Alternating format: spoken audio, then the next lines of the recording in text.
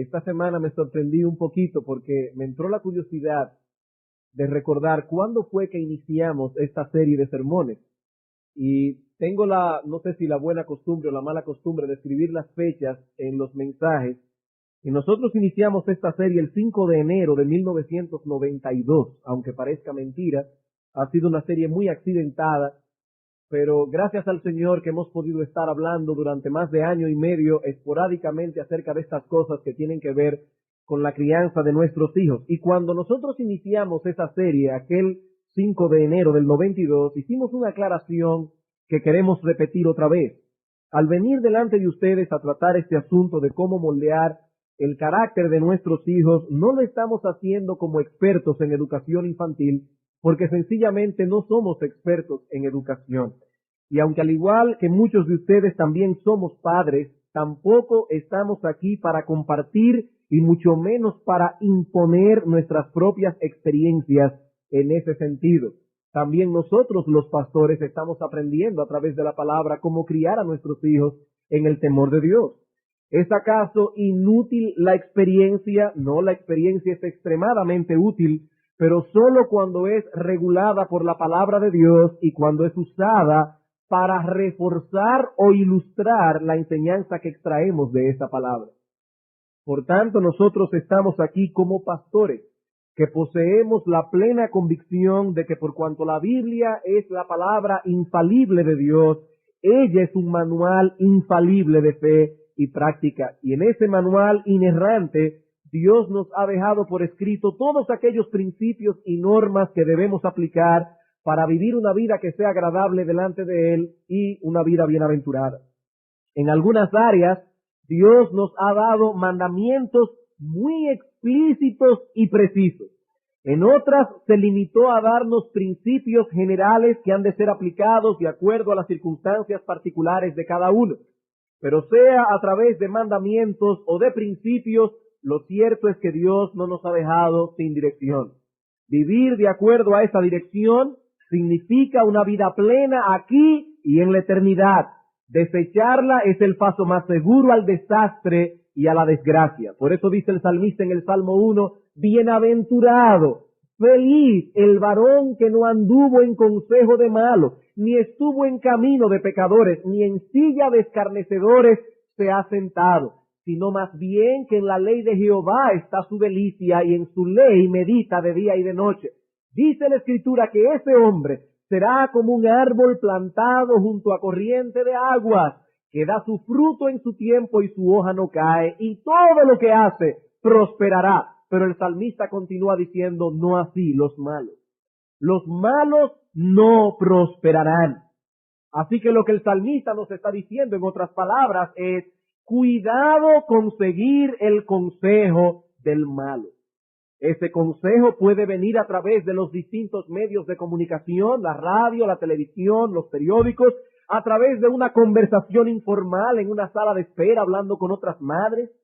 Puede venir ese consejo a través de revistas científicas, pero no deja de ser el consejo del malo. Y como decíamos la semana pasada, son muchas y fuertes las influencias que reciben los cristianos hoy día en cuanto a la manera en que deben tratar con sus hijos.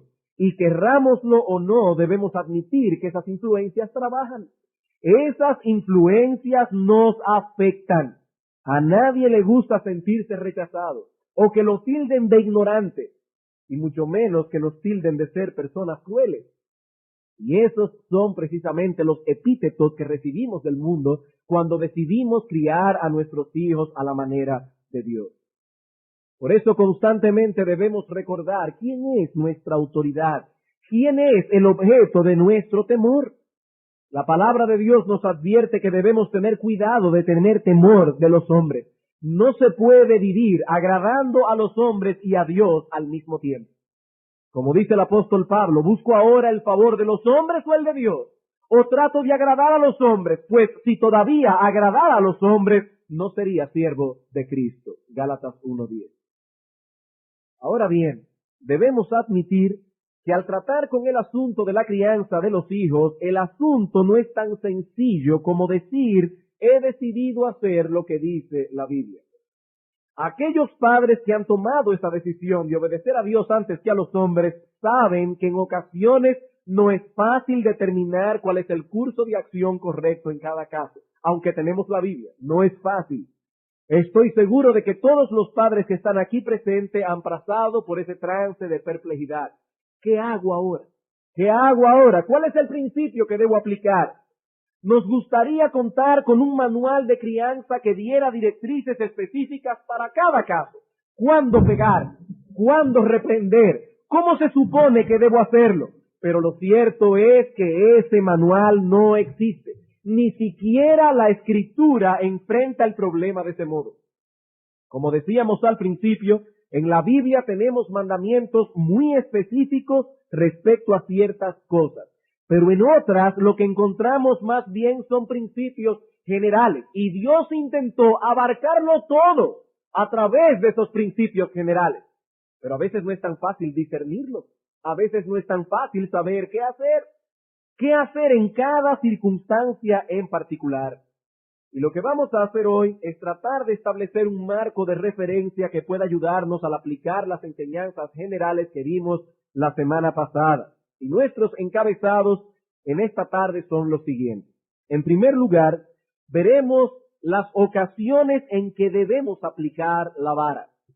Y en segundo lugar, los principios que deben gobernarnos a la hora de aplicar la vara.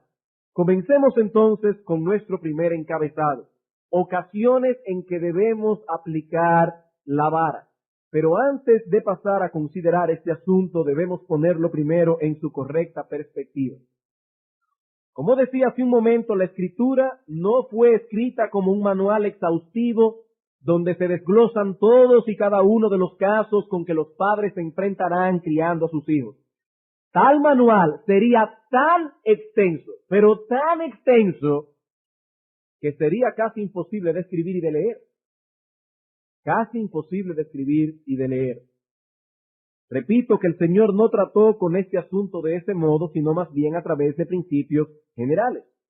Al hablar entonces de las ocasiones en que debemos aplicar la vara, lo que pretendemos hacer no es un desglose de todas las situaciones específicas en que la vara debe ser usada. Eso no podría hacerse en un sermón, ni en 15, ni en 20. No podría hacerse sencillamente. Y digo esto porque no quisiera crear expectativas que no vamos a llenar. Pero sí queremos que estos principios nos provean un buen marco de referencia que nos permita, con la ayuda del Señor en cada momento, porque cada momento vamos a necesitar la ayuda del Señor, casi para cada caso, o sin el casi, para cada caso, pero que por lo menos estos principios nos ayudan a aplicar una disciplina juiciosa.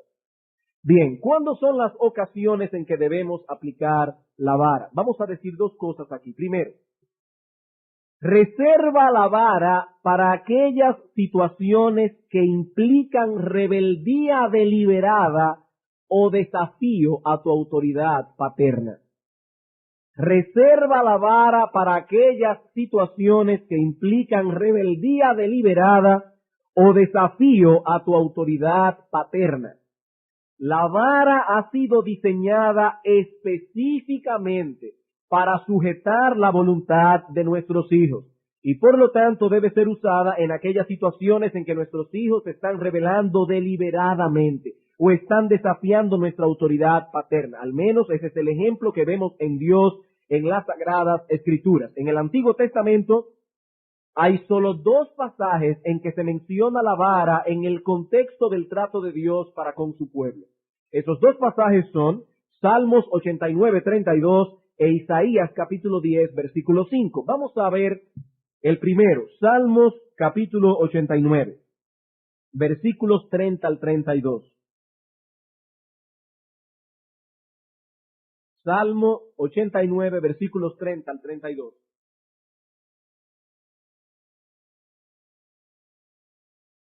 Si dejaren sus hijos mi ley, y no anduvieren en mis juicios, si profanaren mis estatutos y no guardaren mis mandamientos, entonces castigaré con vara su rebelión y con azotes sus iniquidades.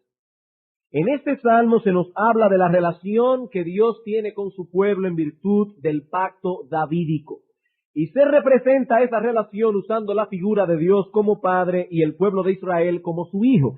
Y es en ese contexto que Dios advierte a los suyos que Él no pasará por alto sus rebeldías, sino que los castigará con vara. En el idioma hebreo existen varias palabras para expresar la idea de pecado, y la que se usa aquí es una muy fuerte y específica. Significa rebelarse, rehusar deliberadamente someterse a la autoridad. Dice el Señor, yo castigaré con vara su rebelión. Esa palabra se usa en ciertos pasajes del Antiguo Testamento para hablar de revoluciones armadas. Por ejemplo, en primer libro de Reyes, capítulo 12, versículo 19, es usada para relatar la revuelta creada por Jeroboam contra la casa de David cuando Israel quedó dividido entre el reino del norte y el reino del sur. La Biblia de las Américas traduce este texto de la siguiente manera. Primera de Reyes 12, 19. Así Israel ha estado en rebeldía contra la casa de David hasta hoy. También aparece en el segundo libro de Reyes 1:1, en 3:5 y en 3:7 para hablar de la rebelión de Moab con Israel. Sin excepción, cuando se usa ese término, el problema envuelto es falta de sumisión. El hecho de que alguien está bajo autoridad, pero rehúsa o se rebela deliberadamente contra la directriz del que está en autoridad. Una directriz que debe ser clara y razonable. Clara y razonable. ¿Qué queremos decir con eso? Bueno, que no estamos hablando aquí de una persona que esté en autoridad, pero da un mandamiento ambiguo que el niño desobedece sencillamente porque no entendió lo que se le demandaba. Por ejemplo, nosotros vemos que el niño ha puesto el vaso en el borde de la mesa, algo muy típico. Y nosotros le decimos al niño, ¡cuidado! Pero el niño se tatuó y tumba el vaso. Entonces le pegamos una pela. No, pero es que usted no le dijo que cogiera el vaso y lo pusiera en el centro de la mesa, le dijo cuidado, pero no le dijo exactamente qué era lo que se le estaba demandando. Estamos hablando de dar mandamientos que el niño entienda. Tampoco se trata de una orden que está totalmente fuera del alcance del muchacho. Los padres no debemos ser como Faraón, que demandaba al pueblo de Israel que hiciera ladrillo, pero no le daba la paja. No podemos ser así. Tenemos que ser razonables. Pero si el mandamiento ha sido claro y razonable y aún así no es obedecido, entonces lo que tenemos allí es una rebelión, y esa rebelión debe ser castigada con vara, con vara. Esa es la ocasión que Dios usa la vara y nosotros debemos imitarlo a Él en esto, en el ejercicio de nuestra paternidad. No obstante, hay ocasiones en que puede no estar envuelta una rebeldía contra la autoridad paterna y aún así haya que usar la vara. Una de esas ocasiones fue mencionada la semana pasada cuando citamos la opinión de un experto, entre comillas, que decía que solo se debe usar el castigo corporal cuando hay un peligro físico serio envuelto. Ya nosotros sabemos que eso no es así, esa no es la única ocasión en que debemos usar la vara, pero lo que estamos diciendo aquí es todo lo contrario, diciéndolo a la inversa, que en ocasiones como esas también vamos a tener que usar la vara. Que es probable que en añadidura a la rebeldía también tengamos que usar la vara en ocasiones como esta cuando hay un peligro físico serio envuelto. Por ejemplo, supongamos que nuestro hijo de 2 años comienza a jugar metiendo un alambrito en un tomacorriente, que fue el ejemplo que citó el experto la semana pasada. Y le decimos que no debe hacer eso. Pero resulta que al cabo de 2 horas, nuestro hijo de 2 años ha olvidado el asunto. Es la primera vez que le damos una directriz al respecto y él vuelve de nuevo a intentar introducir el famoso alambrito en el tomacorriente. El padre lo ve, en ese momento tiene una duda. ¿Será que está desafiando mi autoridad o que se le habrá olvidado lo que le dije hace 2 horas? Va a ser muy difícil, si no imposible, averiguarlo, porque el niño siempre o casi siempre dirá que se le olvidó. Tal vez, en ese caso, es saludable pegarle al niño, aunque sea cierto que se le haya olvidado el mandato. simplemente para impresionar su mente y grabar el mandamiento que se le ha dado, porque eso puede implicar un peligro serio para su vida. El golpearlo va a impresionar el mandamiento que nosotros le hemos dado al respecto. Pero por regla general, reserva la vara para aquellas ocasiones cuando tus hijos rehúsan deliberadamente sujetarse a tu autoridad. Es por eso, hermanos, que debemos asegurarnos de que nuestros hijos han entendido lo que se les ha dicho. Asegurarnos de que ellos saben con precisión qué es lo que se espera de ellos. Y lo mismo, debemos estar seguros de que lo que estamos pidiendo a nuestros hijos es razonable. Otro ejemplo. Supongamos que son las 9 de la noche y que tu hijo de 3 años está acostumbrado a irse a la cama de 7:30 a 8. Pero ese día, por alguna razón en particular, no se ha podido hacer el devocional todavía y comenzamos el devocional a las 9:10. Y el asunto comienza a extenderse porque los otros niños de la casa que son mayores y están más despiertos comienzan a hacer preguntas y a hacer comentarios. Y el niño de 3 años ya está hace rato poniendo los ojos a media asta. El padre se da cuenta de la situación y dice al niño: no te duermas hasta que termine el devocional. Pero hermanos, el niño no resiste más y se queda dormido. ¿Debe el padre pegarle en tal caso? Hermanos, debemos conocer a nuestros hijos y saber hasta dónde llega cada uno. Ese niño tenía más de 1:30 pasado de tiempo y su organismo no estaba preparado para estar despierto hasta esa hora. Debemos asegurarnos de que ha habido un desafío deliberado contra nuestra autoridad. Un caso similar al anterior, pero que sí implica una desobediencia, es el del niño que usted manda a dormir una siesta el domingo en la tarde para que pueda estar despierto durante el culto. Pero él decide quedarse jugando en su cuarto. Es muy probable que ese niño se quede dormido en medio de la prédica, aunque yo sé que eso depende mucho de la contextura y de la edad del niño. Pero el asunto aquí es que hubo una orden clara y razonable que fue violada. Ese niño debe ser castigado, aunque no se duerme en el culto. Si se duerme, doblemente castigado. ¿Por qué? Porque nos ha desobedecido deliberadamente. Así que en esto, una vez más, debemos cuidarnos de los extremos. Hay padres que ven rebeldía en todas partes. Hay otros que no la ven en ningún lado. Y hay otros que, si bien ven la rebeldía y desobediencia de sus hijos, no solo están dispuestos a aceptar excusas de parte de ellos, sino que en algunos casos son ellos mismos los que proveen la excusa. Y eso no debe ser. Yo quisiera leer algo aquí que Bruce Ray escribió al respecto, y les pido que tengan paciencia porque sé que es una cita un poco extensa, pero tan atinada. Dice el señor Ray aquí: la corrección bíblica debe ser aplicada según expectativas razonables. Otra vez vemos aquí que el modelo para toda nuestra corrección como padres debe ser la disciplina que Dios aplica para corregir a sus hijos espirituales. El Salmo 103, 13 y 14 declara: como el padre se compadece de sus hijos, se compadece Jehová de los que le temen, porque Él conoce nuestra condición, se acuerda de que somos polvo. Dios es razonable, Dios conoce nuestra condición.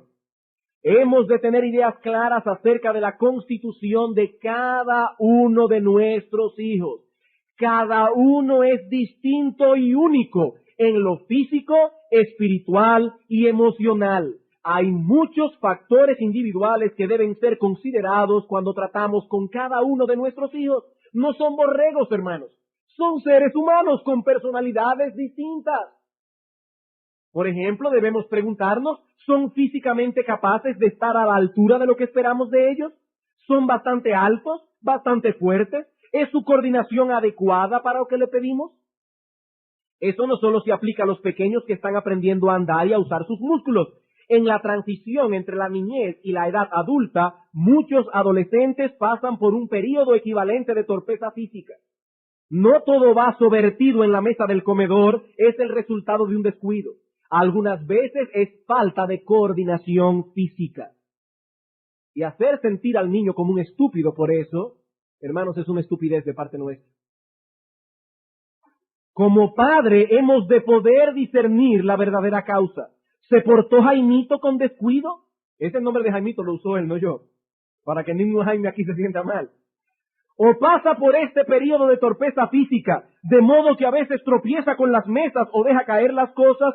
Hemos de ser observadores y conocer el desarrollo y grado de perfección posible en las actividades de nuestros hijos.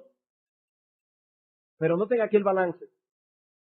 Este principio, sin embargo, no debe ser usado como excusa para evitar la disciplina. Con demasiada frecuencia estamos dispuestos a decir que nuestros hijos no pueden entender o hacer lo que les decimos que hagan. Y él pone dos ejemplos aquí que para mí son típicos. Ni el cansancio, ni el que no se encuentren del todo bien dentro de límites sensatos deben ser considerados eximentes de la influencia santificadora de la vara. El cansancio o el no encontrarse bien pueden ser factores contribuyentes, pueden tender a hacer al niño lento o difícil, pero la desobediencia debe ser considerada con todo como una manifestación básica de la naturaleza del pecado, y toda manifestación de la naturaleza del pecado debe ser corregida. Un fallo en mantener la vara bajo estas circunstancias va a producir uno de estos dos resultados. En primer lugar, el niño va a aprender a fingir cansancio o enfermedad a fin de evitar un azote cuando es desobediente. Y creo que muchos padres hemos pasado por esa experiencia. Por lo menos yo he pasado por esa experiencia como padre. Algunos van a transformarse en actores incipientes pero convincentes. Incluso cuando él no lo finge, es posible que nosotros estemos preparándonos para hallar excusas para él, nosotros mismos como padres, para no meternos en el lío. Oh, está tan cansado hoy, no voy a azotarla. Sally, no hagas esto más. Hermanos, Dios nos permite pecar cuando tenemos sueño. El pecado es pecado, aunque el niño no haya dormido siesta, aunque sean las 10 de la noche. El pecado es pecado, la rebelión es rebelión y debe ser castigada. En general, caemos en esto cuando nos sentimos avergonzados por el comportamiento de nuestros hijos y buscamos alguna forma de escape. Esto es un error serio, porque el niño va a aprender que no se le azota cuando está cansado o no se siente bien. Entonces, cuando se desobedece y ve venir a la madre con la intención de disciplinarle, dirá, ay mamá, me duele la cabeza, o papá, estoy cansado, y procurar de ese modo escaparse de la vara. El cansancio o la enfermedad no son excusas aceptables para una conducta pecaminosa. Y en segundo lugar, puede ser en extremo difícil el restaurar la disciplina cuando haya lugar de una enfermedad o un cansancio auténtico. Y el autor lo que sugiere aquí es que quizá la firmeza del azote debe ser más blando si el niño está enfermo. Pero la aplicación de la vara debe ser consecuente para que no haya ninguna manera de escape. Para que no haya escape. Así que la primera directriz es esta. Reserva la vara para aquellas situaciones que implican rebeldía deliberada o desafío a tu autoridad paterna. La segunda directriz es la siguiente. Debes reconocer que la vara no es una cura para todas las faltas, debilidades y pecados que descubras en tus hijos. La vara no es una cura para todas las faltas, debilidades y pecados que descubras en tus hijos. Algunos padres parecen pensar que todas las debilidades de carácter y pecado que hay en los hijos son manifestaciones de rebeldía contra la autoridad, pero eso no es cierto. Algunas de esas faltas surgen del egoísmo de nuestros hijos, o de su pereza, o de su desorganización, o de su espíritu altamente defensivo, o de una tendencia al chisme o a la deshonestidad. Y los padres debemos lidiar con todas esas cosas, no debemos pasarla por alto. Y en algunos casos tendremos que lidiar estos problemas usando la vara. Por ejemplo, al tratar con la mentira. Puede ser que al mentir no haya envuelto una rebeldía contra nuestra autoridad, pero la mentira debe ser castigada. Sin embargo, hay otras cosas que no necesariamente deben ser tratados con esa misma severidad. Y la pregunta que muchos padres hacen es la siguiente. Al tratar con esas faltas, pecados y debilidades de carácter, ¿cuándo limitarnos a reprender? ¿Cuándo restringir privilegios? ¿Y cuándo pegar? Bueno, debo reconocer que no es fácil responder esta pregunta. Entiendas, estamos hablando de aquellas cosas que no envuelven rebeldía, que no envuelven desafío. Hermanos, toda rebeldía contra la autoridad debe ser castigada. Una rabieta es una rebeldía contra la autoridad. Un padre nunca debe permitir una rabieta. Nunca, nunca, nunca. Aquí estamos hablando de aquellas cosas que no involucran un desafío, que no involucran un enfrentamiento de voluntades entre el padre y el hijo. Estamos hablando de cosas que no involucran eso. Debo aclararlo. Bueno, cuando estamos tratando esos casos, es difícil dar una ley para todo porque hay que conocer los elementos envueltos para cada caso en particular. Pero he aquí una directriz general que puede sernos de ayuda.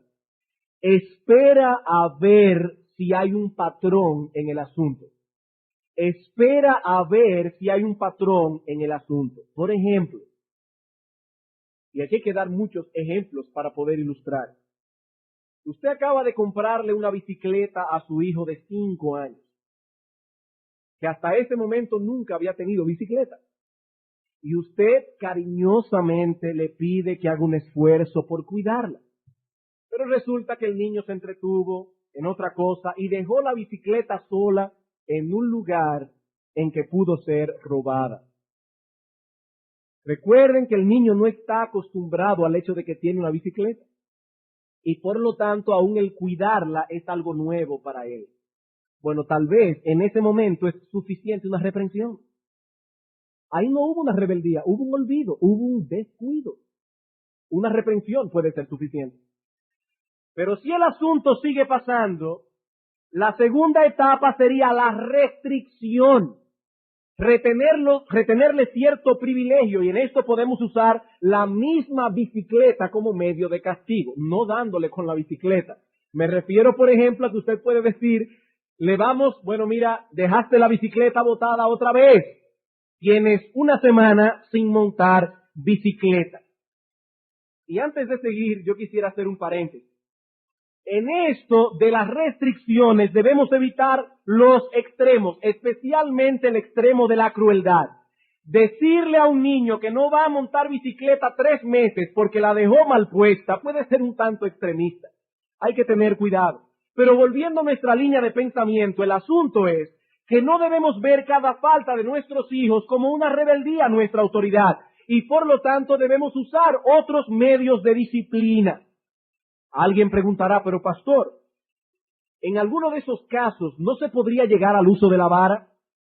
Sí, si el asunto sigue pasando, podríamos llegar hasta el final en el uso de la vara, pero antes de llegar allí, debemos advertírselo a nuestros hijos.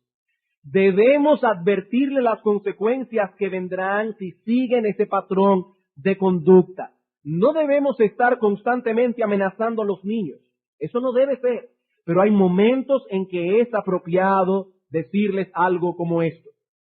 Jaimito, ya hemos hablado de esto varias veces y no hemos visto cambio. Así que la próxima vez que suceda te vamos a pegar.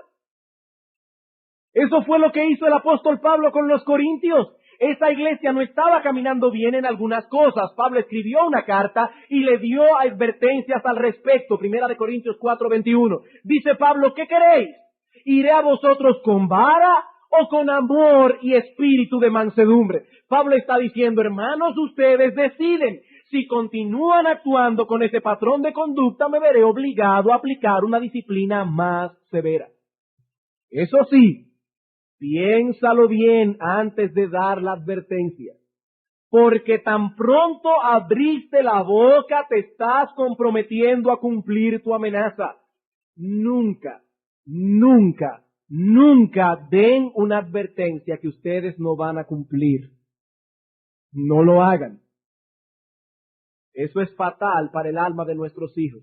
Aparte de que eso no es imitar a Dios. Cuando Dios amenaza, lo cumple. Él es fiel a su palabra tanto cuando promete bendición como cuando nos advierte del castigo. ¿Qué dice el apóstol Pablo en 2 Timoteo 2, 11 al 13? Dice, si morimos con Él, reinaremos con Él. Si le negamos, Él también nos negará. Si fuéramos infieles, Él permanece fiel. Y algunos dicen, ay, qué bueno es Dios, que aunque uno es infiel, Él permanece fiel. Sí, Él permanece fiel a su palabra de que nos va a castigar. Eso es lo que significa el texto. Cuando Dios abre su boca, Dios es fiel a su palabra. Lo que Él dice, lo cumplirá. Y antes de dar por concluido este punto, quisiera tratar con una última interrogante. ¿Qué tan apropiado es usar la reclusión del muchacho como un método de disciplina? Y cuando hablo de reclusión me refiero al hecho de ponerle como castigo el que pase un tiempo sin salir del cuarto o de la casa, etcétera. Algo así como un arresto domiciliario. Bueno, en esto que voy a señalar, yo no quisiera ser dogmático, pero me pregunto, hermanos, si esta forma de disciplina es realmente eficaz. Al menos la Biblia no la menciona, y eso debe ser para nosotros una voz de alerta. Vemos allí la reprensión, vemos la restricción de privilegios, vemos la vara, pero no la reclusión o el aislamiento. Por eso sí me voy a atrever a ser dogmático en esto que voy a decir. Nunca usemos la reclusión como un sustituto de la vara. Eso no. Donde ha habido una rebeldía deliberada a la razonable y clara directriz de los padres, el castigo corporal debe ser empleado. La pela, no la reclusión o el aislamiento. Y quisiera citar una vez más aquí a Bruce Ray, ya que él se opone tajantemente, dogmáticamente al uso de esta forma de disciplina, y pienso que es interesante escuchar sus argumentos. Dice él, recientemente un íntimo amigo y hermano querido en la fe vino a verme precisamente con este argumento. Su hijo había cometido en el hogar una ofensa seria y se le había castigado dejándole sin salir. 2 semanas aislado de amigos y vecinos en la casa. Su padre me dijo, me dio la impresión de que esto requería algo más que un breve azote. O sea, él dice, lo que está diciendo, en vez de darle un breve azote, pienso que quizás 2 semanas pensando sobre lo que hizo le van a ser muy útiles. Estuve de acuerdo con mi amigo, pero solo en parte. ¿En qué estuvo de acuerdo Bruce Ray? En que el niño o el joven no necesitaba un breve azote, sino un azote bastante fuerte, porque la ofensa había sido seria. La corrección bíblica debe ser proporcionada con la infracción. Una infracción seria requiere una corrección seria. Sin embargo, no estuve de acuerdo con él en que quedarse en la casa como castigo iba a dar los resultados deseados. Este castigo falla en llegar a la altura de ser una medida correctiva adecuada, y esto por varias razones. ¿Cuáles son las razones? Bueno, primero, dice Bruce Ray, es prácticamente imposible ponerla en vigor de modo estricto. Eso es prácticamente imposible. Si la corrección ha de corregir de veras, tiene que ser puesta en vigor de modo rígido. No se puede esperar que los pies de Juanito se corrijan con zapatos ortopédicos si no consigues que Juanito se los ponga. En el mismo momento en que estábamos hablando, dice él, en la parte delantera de la casa, el hijo de mi amigo, el que estaba de castigo, estaba jugando a la pelota con el hijo mío en el patio de atrás. El hecho de que podía escabullirse del aislamiento una vez le daba esperanza de que habría más oportunidades. Así que la certeza de la disciplina ya quedó destruida y su hijo nunca va a considerar que el quedar en la casa sea una medida seria e ineludible. Nunca hay que prometer o amenazar con algo que no se puede cumplir, pues de lo contrario se pierde el respeto de los hijos. En segundo lugar, la práctica de quedarse en casa da lugar a una tensión no natural y pecaminosa que permanece entre el niño y los padres durante días y aún semanas. Es mejor, hermano, darle la pela al niño, llevarlo al arrepentimiento y después recibirlo, que no estar con esa tensión durante semanas.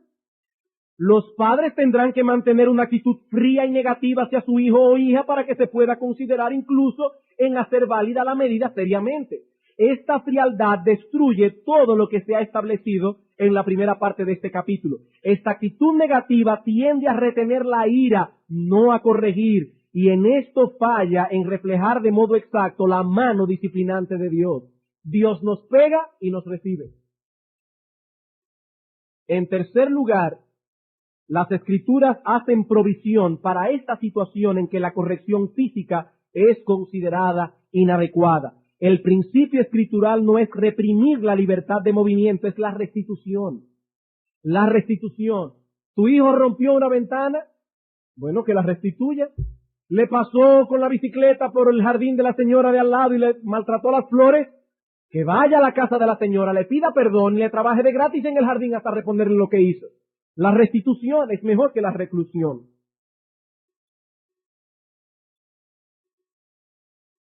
Bueno, una última cosa, dice aquí, la restitución exige una respuesta inmediata, personal y apropiada, en tanto que la inmovilización proporciona solo tiempo para cavilar, a lo mejor planes para hacer las paces o para vengarse. Entonces, en ese sentido, el señor Ray no está de acuerdo con la reclusión y yo pienso que sus argumentos son bastante válidos. Es mejor usar la vara. Bien, habiendo considerado nuestro primer punto, ocasiones en que debemos usar la vara, veamos ahora en segundo lugar, principios que deben gobernarnos a la hora de usar la vara. Principios que deben gobernarnos a la hora de usar la vara.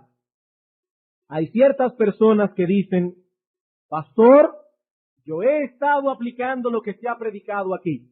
Estoy usando la vara, pero no me está dando resultados. Hay algo que está fallando en todo esto. Bueno, en algunos casos el problema es simplemente que se tienen expectativas irrealistas. Se espera que una pela resuelva todo el problema de rebeldía de nuestros hijos, pero eso no es así. Ni una pela, ni 2, ni 10 van a resolver el problema para siempre. Por eso debemos seguir el ejemplo de constancia que vemos en Dios. Hebreos capítulo 12, versículos 5 al 10. Hebreos capítulo 12, versículos 5 al 10.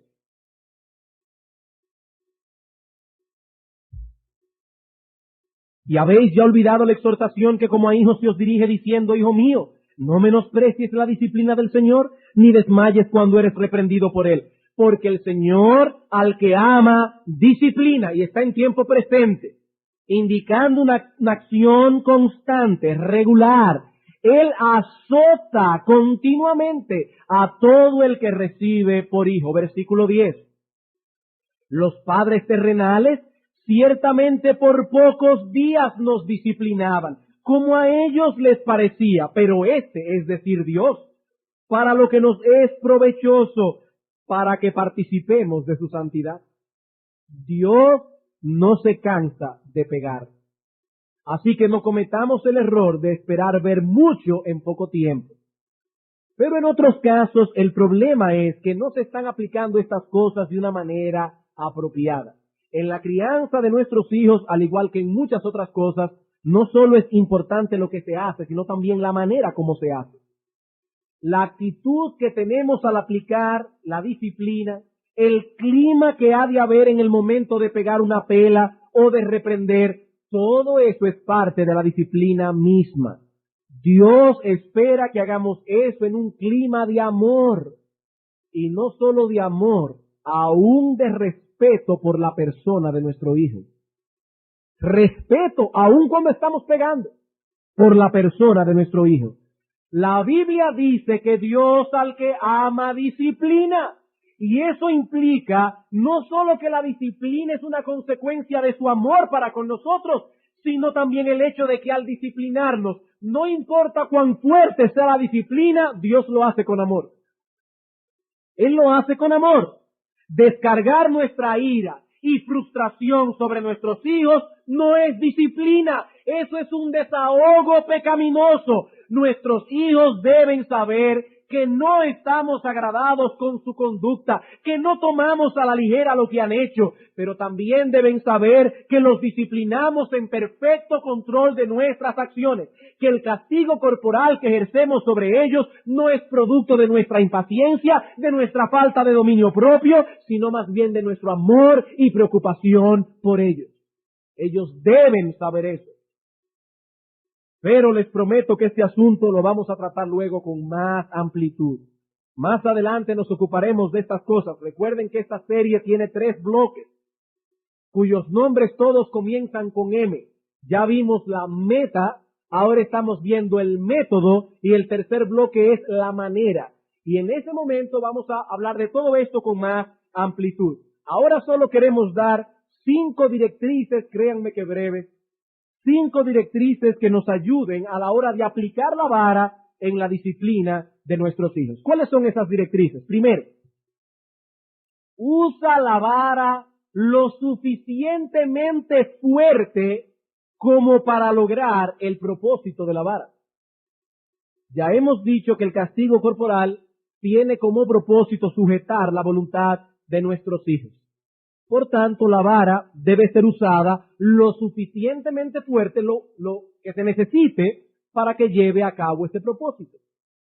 No debemos llegar al extremo del abuso infantil, ni tampoco seremos tan suaves que nuestros hijos no sientan que se les está pegando.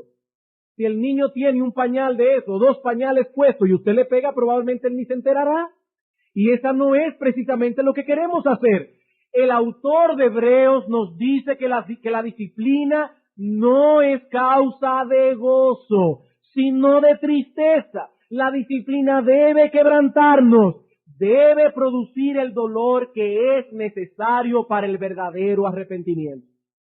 Cuando el castigo corporal es aplicado correctamente, no debe causar risa ni ira, ninguna de las 2 cosas, sino tristeza y quebrantamiento. ¿Qué tan fuerte debemos pegar? Lo suficientemente fuerte como para lograr eso. Quebrantar la voluntad de nuestros hijos. Y hasta que esa voluntad no es quebrantada, eso significa que la vara debe ser usada más fuerte. Para lograr esto hay 3 elementos que son importantes. Primero, que al aplicarla estemos en control de nuestras emociones. Porque si estamos airados, es probable que peguemos más duro de lo que tenemos que pegar. Segundo, que usemos el instrumento correcto. Recuerden que es una vara, no un garrote, no un bate, es una vara. Un pedazo de madera, y cuando digo pedazo de madera me refiero a algo así, por ejemplo, como una regla que usaban los maestros antes. ¿Recuerdan una regla? Una paleta de ping-pong, una correa. Eso es lo que estamos hablando. Hay padres que utilizan instrumentos que pueden hacerle daño físico al niño. No se debe usar ningún instrumento que pueda hacer daño físico. Y tercero, que peguemos en el lugar correcto. Que peguemos en el lugar correcto. La Biblia no habla de pegar en la cara o en otros lugares que puedan causar daño físico. Dice que la vara es para las espaldas del necio. Y debo aclarar que la espalda tampoco significa donde está la columna vertebral. Estaba estudiando esta palabra esta semana y es interesante que se usa para toda la espalda, desde aquí hasta abajo. Y es más interesante saber que la palabra hebrea significa redondez. Así que yo creo que ustedes saben por dónde hay que pegar. Por eso quiero dar aquí una advertencia muy seria. Nunca le tire cosas a sus hijos. Eso denota falta de dominio propio. Eso denota ira y es un peligro. Usted no sabe por dónde le va a dar. Debe traer a su hijo cerca de usted y con el instrumento pegarle en esa parte que usted sabe. Nunca le tire cosas a su hijo. Usted le está dando una mala señal a su hijo cuando hace eso. Le está diciendo que usted es impotente, que está irada, que ha perdido el control. No debe hacer eso. Segundo principio. Usa la vara hasta que logres una obediencia sumisa y diligente. Usa la vara hasta que logres una obediencia sumisa y diligente. ¿Cuándo se supone que debe obedecer el niño? A la primera voz. a la primera voz. Y debemos usar la vara hasta que logremos esa disciplina sumisa y diligente. Y si ya nos metimos en una confrontación con el niño, debemos llegar hasta el final. El asunto no es el de darle una pela, sino el de lograr que el niño haga lo que se le pidió y con una actitud adecuada. De lo contrario, la voluntad no ha sido sujetada y por lo tanto el propósito no se ha cumplido. Yo recuerdo hace unos años atrás que uno de los profesores que teníamos en el seminario nos contó la siguiente historia que le pasó a él mismo. Cuando su hijo tenía, no sé exactamente qué edad, un niño bastante, bueno, ya es un joven, pero en ese tiempo era un niño con un carácter bastante fuerte, una voluntad bien férrea, el profesor le pidió al niño que recogiera unos juguetes que él había tirado en la sala. Y el niño se le plantó y le dijo que no lo iba a recoger. El padre tomó la correa, le dio un correazo y le dijo, fulano, recoge los juguetes. El niño le dijo que no lo iba a recoger. Una confrontación abierta.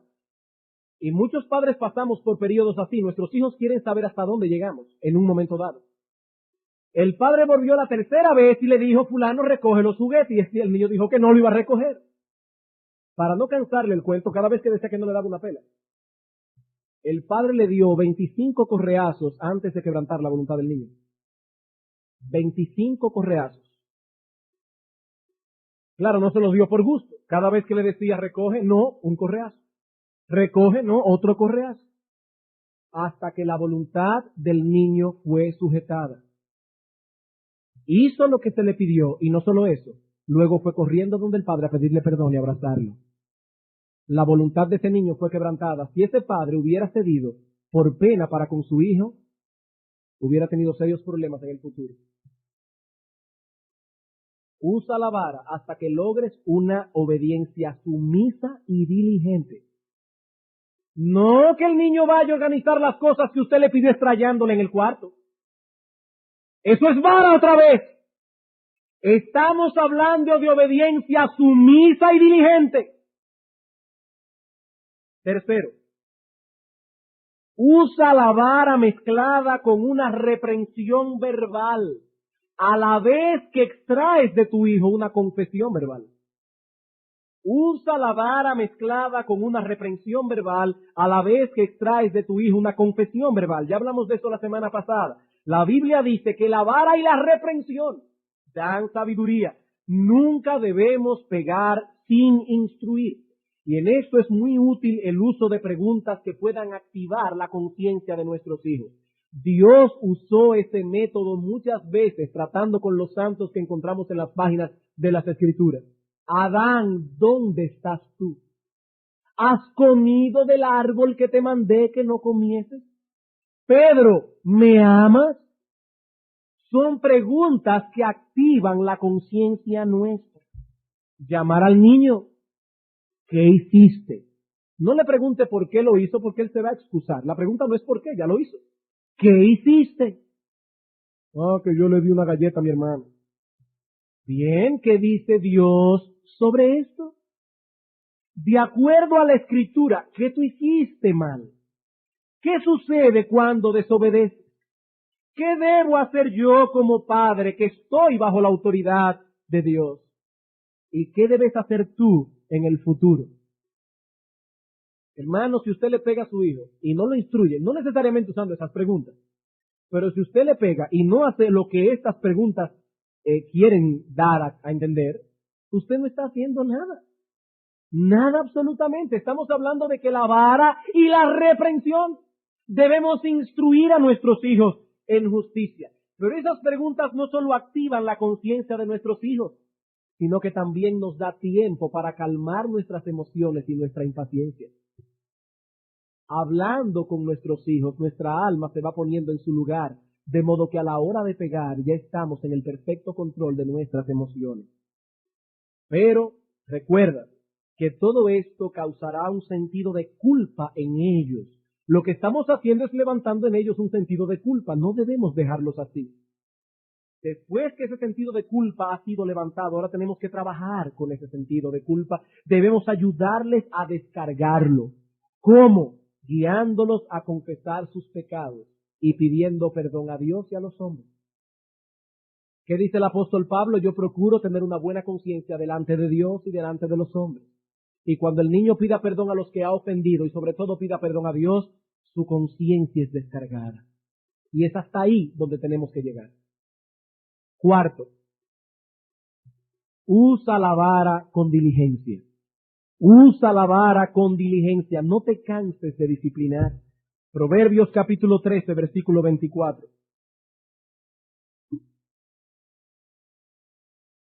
Proverbios capítulo 13, versículo 24.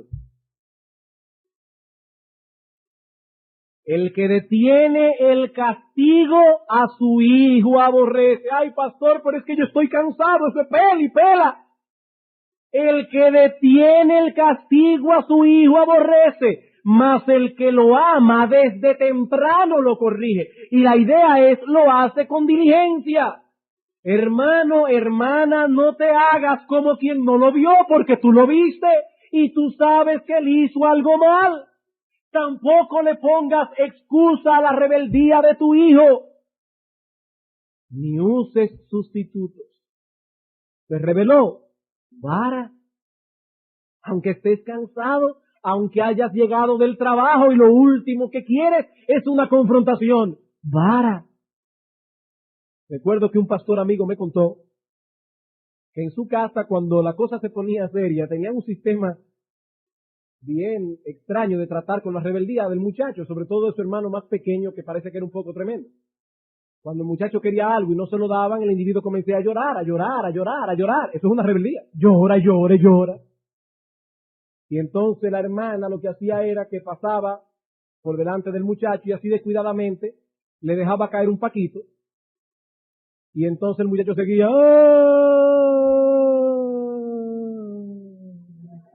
Se entretenía con el paquito y se olvidaba el asunto. Eso parece muy astuto, pero eso es peligroso. Eso es peligroso, eso es una desobediencia a lo que dice Dios. Dios dice, usa la vara. Cada acto de rebeldía será peor y peor. Corrige a tu hijo desde temprano, dice el texto, desde que se levanta la rebelión. Mientras más temprano doblegues su voluntad, menos pelas tendrás que pegar.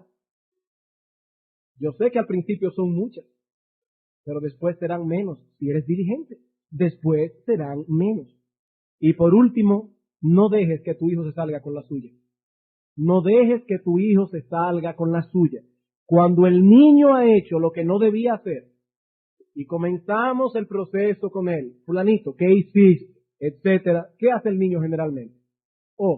Comienza a llorar y a pedir misericordia. Ay, papi. Si escuchas sus lloros, estás enseñando a tus hijos que rebeldía más lágrimas es una fórmula que funciona. Rebeldía más lágrimas pidiendo misericordia igual a evadir las consecuencias. Eso es lo que estás enseñando a tus hijos. Imagínense qué terrible sería aplicar esta fórmula para tratar con los criminales de este mundo. Esa no es la fórmula en que la justicia se aplica en el mundo. Crimen más lágrimas es igual a cárcel en el mundo. Es igual a cárcel. Si las lágrimas fuesen suficientes para evadir las consecuencias, habrían muy pocos malhechores encerrados. Cuando David pecó, Dios le dijo, la espada no se apartará de tu casa. Tú sembraste algo, David, y vas a cosechar algo. Y no debemos enseñar a nuestros hijos que pueden sembrar sin cosechar. No estamos diciendo que no hay perdón. David fue perdonado, pero la espada no se apartó de su casa nunca. El niño pide misericordia. Sí, mi amor, yo te perdono. Yo te perdono, mi vida, pero ve a tu cuarto. Vamos a tratar con el asunto. Tú te rebelaste contra mi autoridad, has pecado contra Dios, has pecado contra tu padre, y yo debo pegarte, yo no puedo desobedecer a Dios en esto. Me pides misericordia, claro, mi amor, que tendrás misericordia, pero aquí va la consecuencia de tu pecado. Aquí va la consecuencia de tu pecado. Como alguien ha escrito, duele oír que nuestros hijos lloran y el saber que uno es la causa directa de ese dolor, pero duele más el comprender que si no lloran ahora, van a llorar eterna y amargamente en el dolor y la angustia del infierno. Es mejor que lloren un poco ahora y no que lloran y crujan los dientes por la eternidad. Claro que duele pegarle a un niño. Bien, hermanos, quisiera para concluir hacer una advertencia. No olviden que vivimos en un mundo que se opone abiertamente contra todo lo que la Escritura enseña respecto al uso de la vara como un método apropiado de disciplina. Por tanto, he aquí la advertencia. Cuidémonos de dos cosas. Cristo dijo, compórtense como ustedes son ovejas en medio de lobos, sean astutos como serpientes y sencillos como palomas. He aquí la advertencia. Por un lado, cuidado de no meternos en confrontaciones innecesarias con los impíos por estas cosas. Segundo, cuidado con dejarnos presionar por ellos hasta el punto de echar por tierra lo que sabemos es la clara enseñanza de la palabra de Dios. Lo que queremos decir es esto. Por un lado, no provoquen confrontaciones innecesarias por estas cosas. No provoquen confrontaciones innecesarias. Sean discretos al aplicar la disciplina. Hay padres que delante de los impíos se ufanan de pegar a los niños y a veces hasta piensan que les será de buen testimonio. Hermano, si estás en casa de tus suegros, en casa de tus padres, y tú sabes ya cómo son los abuelos, y tú puedes llevarte al niño tranquilamente, discretamente, y darle el fuetazo en otro lado, hazlo discretamente. No te metas en problemas innecesarios. No te metas en problemas innecesarios. Ellos no te van a entender. Pero por el otro lado, si ya no hay salida y no hay forma de hacerlo discretamente, tampoco se retraigan de hacer lo que deben hacer por temor a los hombres. Si pueden evitar el problema, evítenlo y hagan las cosas discretamente. Pero no olviden que es Dios quien ha puesto sobre nosotros la responsabilidad de criar a nuestros hijos en su temor. No es a los amigos, no es a los suegros a quienes vamos a darle cuenta, al final es a Dios. Es a Dios. Así que por un lado, seamos discretos. Por el otro lado, no tengamos temor a los hombres. Seamos sabios al aplicar estas cosas. Hermanos, cuando oímos todo esto nos preguntamos, como el apóstol Pablo, ¿y quién es suficiente? Por ello, a partir del próximo sermón, veremos que el tercer elemento que conforma esta metodología es la oración constante por nuestros hijos. Ya dijimos que esta metodología tiene tres brazos: instrucción religiosa, reforzamiento, tanto positivo como negativo, y ahora veremos la oración regular, paterna. Debemos orar constantemente, que Dios nos dé sabiduría para saber cómo aplicar cada una de estas cosas juiciosamente. Vamos a orar.